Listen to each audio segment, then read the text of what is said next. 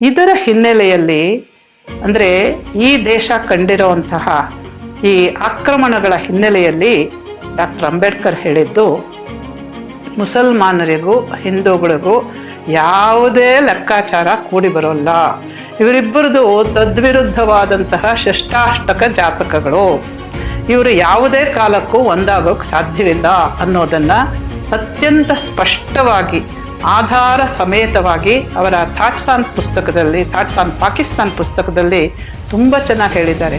ಅಂದರೆ ನಿಮಗೆ ಯಾವ್ಯಾವುದರಲ್ಲಿ ವ್ಯತ್ಯಾಸಗಳಿದೆ, ರಾಜಕೀಯವಾಗಿ, ಐತಿಹಾಸಿಕವಾಗಿ, ಸಾಮಾಜಿಕವಾಗಿ, ಮತೀಯ ವಿಚಾರಗಳಲ್ಲಿ ಎಲ್ಲದರಲ್ಲೂ ಕೂಡ ಹಿಂದೂಗಳು ಮುಸಲ್ಮಾನರು ಬೇರೆ ಬೇರೆ ಅನ್ನೋದನ್ನು ತುಂಬ ಸ್ಪಷ್ಟವಾಗಿ ಹೇಳಿದವರು ಅಂತ. ಮತ್ತು ಹೀಗೆ ವ್ಯತ್ಯಾಸಗಳು ಇರೋದ್ರಿಂದ ಅವರು ಏನು ಕೊನೆಗೆ ತೀರ್ಪು ಕೊಡ್ತಾರೆ ಅಂತ ಹೇಳಿದ್ರೆ, ಆ ಪುಸ್ತಕದಲ್ಲಿ ಪಾಕಿಸ್ತಾನ ಅನ್ನೋದು ಇಟ್ ಈಸ್ ಒಂದು ಮೈಂಡ್ ಸೆಟ್ ಅವ್ರಿಗೆ ಅಂತ ಹೇಳ್ತಾರೆ.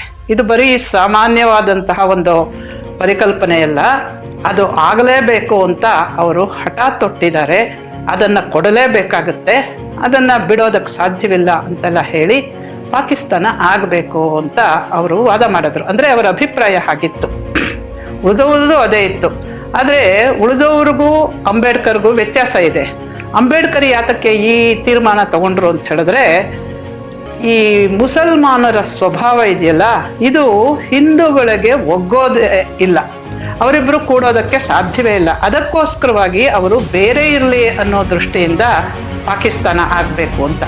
ಅದರ ಹಿನ್ನೆಲೆಯಲ್ಲಿ, ಅದರ ಜೊತೆಯಲ್ಲಿ ಅವರು ಹೇಳಿದಂತಹ ಮತ್ತೊಂದು ಅತ್ಯಂತ ತಾರ್ಕಿಕವಾದಂತಹ ಮಾತು ಅಂತ ಹೇಳಿದ್ರೆ, ಅಥವಾ ಸಜೆಷನ್, ಎ ಪೊಲಿಟಿಕಲ್ ಸಜೆಷನ್ ಅಂತ ಹೇಳಿದ್ರೆ ಏನು, ಹಿಂದೂಸ್ತಾನ ಪಾಕಿಸ್ತಾನ ಬೇರೆ ಬೇರೆ ಆಗಬೇಕು, ಈ ದೇಶದಲ್ಲಿರುವಂತಹ ಎಲ್ಲ ಮುಸಲ್ಮಾನರು ಕೂಡ ಪಾಕಿಸ್ತಾನಕ್ಕೆ ಹೋಗಬೇಕು, ಪಾಕಿಸ್ತಾನದಲ್ಲಿರುವಂತಹ ಎಲ್ಲ ಹಿಂದೂಗಳು ಅಂದರೆ ಸಿಖ್ಖರು, ಉಳಿದವರೆಲ್ಲರೂ ಕೂಡ ಈ ಹಿಂದೂಸ್ತಾನಕ್ಕೆ ಬರಬೇಕು.